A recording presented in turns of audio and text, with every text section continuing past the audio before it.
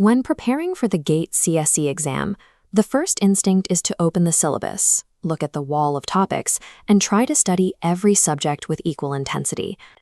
General aptitude, engineering mathematics, and just 5 specific core subjects historically account for over 75% of the total score. This bar chart breaks down the historical data.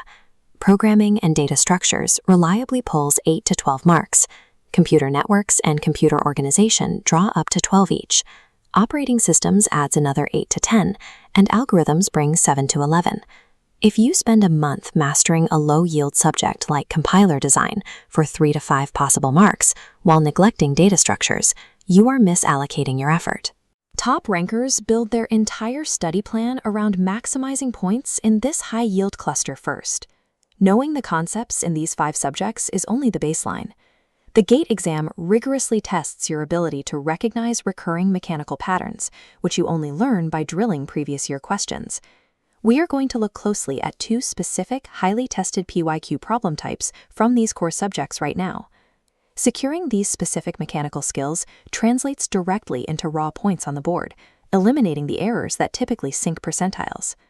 In programming and data structures, one of the most reliable ways to lose marks is by trying to trace recursive C code in your head. Under the pressure of a 3-hour clock, mental tracking almost guarantees you will drop a variable. Function code on the left, physical stack memory space on the right. When the first call executes, draw a box recording exact variable values so they don't scramble.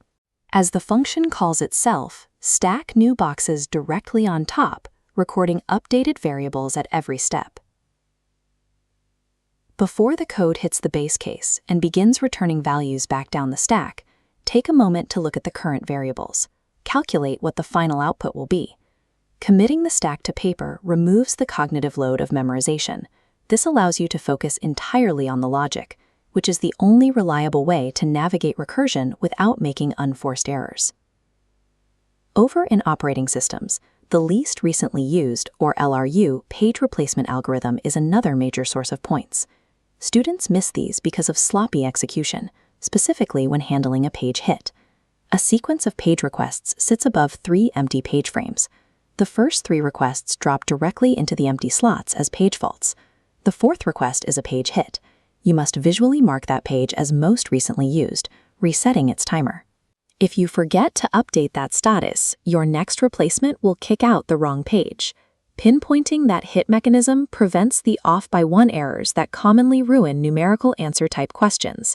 Finishing out the sequence with the correct hit tracking brings us to a final total tally of 9 page faults. Your preparation strategy requires balancing macro focus with micro discipline. First, allocate the bulk of your study hours to the top 5 high-yield subjects. Second, enforce strict mechanical rules. Always draw the physical stack for recursion, and always highlight and update page hits. To drill these specific patterns, source your practice materials from verified repositories like the GATE Overflow PDFs, and review the detailed breakdowns in the NPTEL video solutions. You do not clear this exam by trying to absorb an endless amount of textbooks. You succeed by isolating the highest scoring subjects and executing the required mechanics within them.